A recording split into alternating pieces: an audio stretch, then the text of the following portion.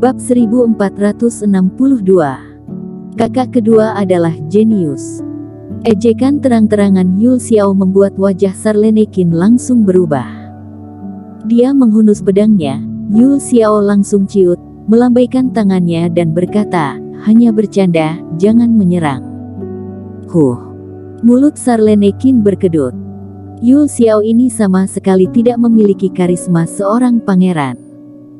Dia adalah karakter bajingan kecil, benar-benar tidak tahu bagaimana Raja Xiao bisa buta dan memilihnya sebagai ahli warisnya.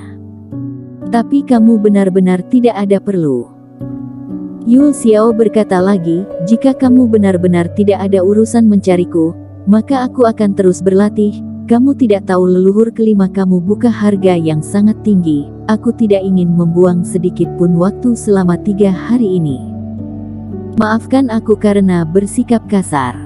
Yul Xiao melihat Sarlenekin mengabaikannya juga tidak merasa malu. Dia menutup matanya dan terus berlatih. Apakah orang ini benar-benar datang ke sini untuk menyerap sumber energi? Sarlenekin mengerutkan kening, mencari untuk waktu yang lama, dan menemukan bahwa Yul Xiao benar-benar tenggelam dalam latihan, benar-benar melupakan dirinya. Dia kemudian diam-diam mundur. "Gadis kecil masih ingin bertarung denganku." Di mata Yul Xiao yang tertutup rapat, ada secercah cahaya.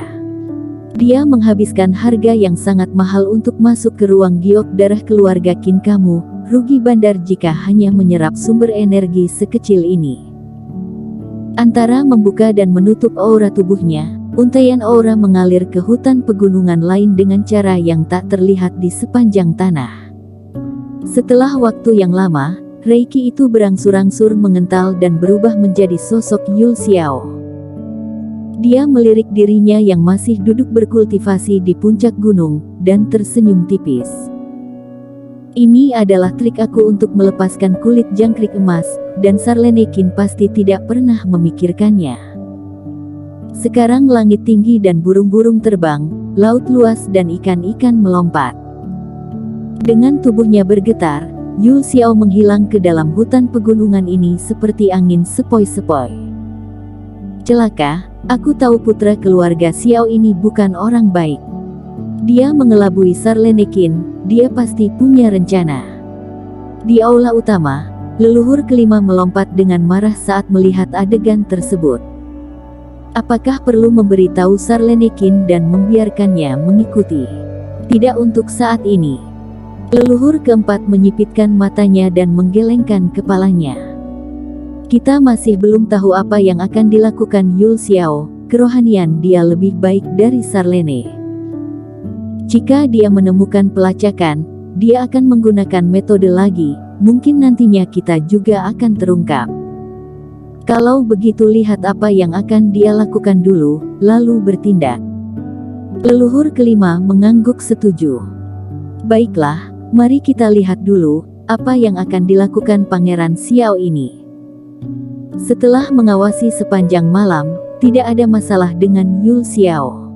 Sarlenekin kembali ke gunung, tetapi terkejut saat mengetahui bahwa Erik Qin hilang.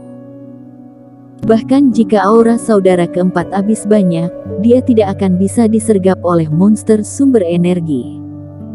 Sarlenekin dengan cepat menyebarkan kerohaniannya, dan tiba-tiba merasa lega.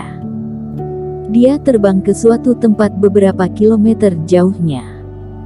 Di tanah, aura formasi beredar, dan dalam formasi tersebut, Erik Qin memegang serpihan pedang, melawan selusin monster sumber energi.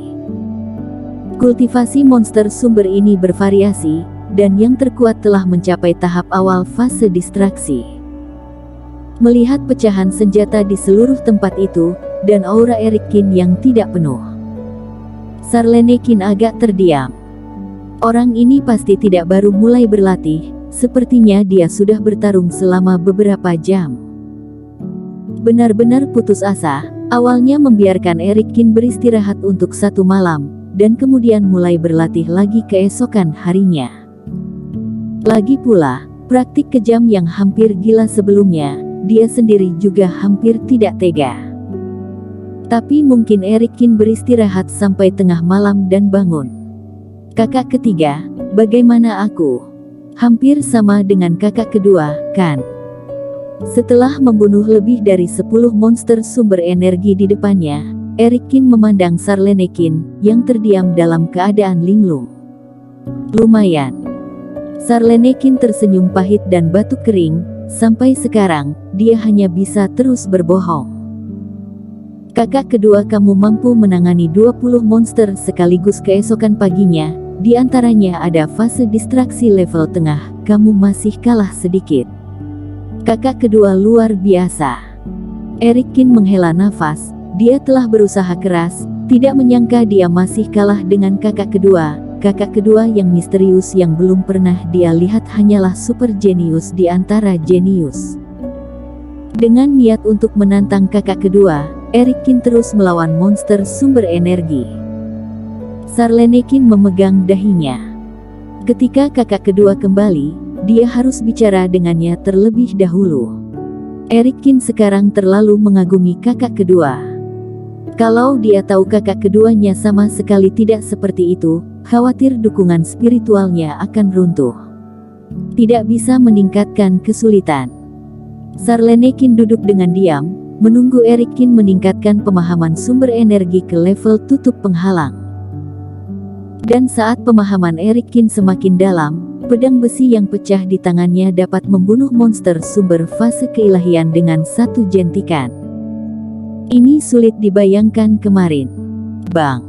Saat tengah hari, Erikin hanya merasakan raungan di kepalanya, seolah-olah pikirannya sendiri telah menembus rintangan tertentu, perasaan transparansi dan kenyamanan keluar melalui tubuhnya.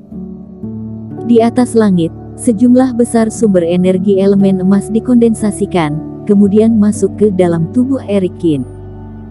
Sumber energi elemen emas, jadi.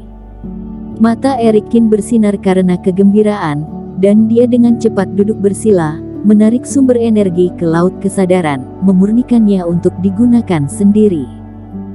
Di sampingnya, Sarlenekin dipenuhi dengan emosi dan sangat kagum padanya. Dia mempelajari metode ini pada waktu itu butuh 3 hari penuh, baru akhirnya dapat secara paksa dihitung memahami sumber energi elemen emas. Awalnya, dia berencana menghabiskan 3 hari untuk membiarkan Erikin memahami sumber energi elemen emas, tetapi tidak menyangka Erikin melakukannya dalam waktu kurang dari setengah waktunya. Jika kecepatan ini menyebar ke dunia luar, khawatirnya akan mengejutkan banyak orang kuat. Sumber energi 5 elemen, selain kayu dan tanah, 3 elemen lainnya sudah tersedia. Erikin menggabungkan sumber energi dari alam dan membuka matanya. Guntur, api, air, dan emas. Dengan 4 jenis sumber energi ini, dia dapat memurnikan tubuh Raja Qin ke tingkat yang lebih tinggi. Tetapi sumber energi 5 elemen, meskipun akumulasi Master Abadi Rui selama puluhan ribu tahun tidak mengharuskan aku untuk mempersiapkannya, tetapi sumber energi lain tidak begitu banyak yang tersedia untuk aku gunakan. Sebuah pikiran melintas di mata Erikin. Pemberian dari Master Abadi Rui sudah cukup untuk memupuk hingga puncak fase transendensi, dan dia tidak perlu terlalu khawatir tentang sumber energi 5 elemen. Karena sumber energi 5 elemen ini sudah mencukupi, maka dalam mengolah tubuh Raja Qin hanya perlu terus dilatih dan tidak perlu dipikirkan apakah sumber energi tersebut sudah cukup. Bagaimanapun, Master Abadi Rui adalah master hebat dari masa fase penilaian. Sebagian kecil dari sumber energinya sudah cukup untuk bagi dirinya fase distraksi untuk digunakan tanpa batas. Namun 2 jenis sumber energi angin dan petir jumlahnya tidak terlalu banyak. Untunglah sumber energi guntur, bagaimanapun juga, setiap kali fase penilaian, sedikit banyak bisa mengambil beberapa sumber energi filamen dari hukuman langit. Namun sumber energi angin, dia hanya memiliki 1 mutiara reiki angin dari monster pelindung suci dari Laut Hantu. Sekarang setelah selesai memahami sumber energi elemen emas, sumber energi dalam ruang giok darah ini juga cukup, seharusnya mengambil kesempatan untuk lebih banyak menyerap sumber energi angin dan guntur. Dan ketika dia barusan melawan monster sumber energi, Erikin juga menemukan sedikit trik untuk mendapatkan sumber energi dengan lebih cepat. Kakak ketiga, di bagian mana dari ruang giok darah ini yang ada monster berenergi angin dan guntur? Erikin membulatkan tekad, perlahan bangun dan bertanya. Apakah kamu masih ingin mengaktifkan atribut angin dan petir? Sarlenekin mengerutkan kening, aku ingat kamu, tidak dapat mengunyah kalau masuk terlalu banyak, dan aku tidak tahu kedua jenis sumber energi ini.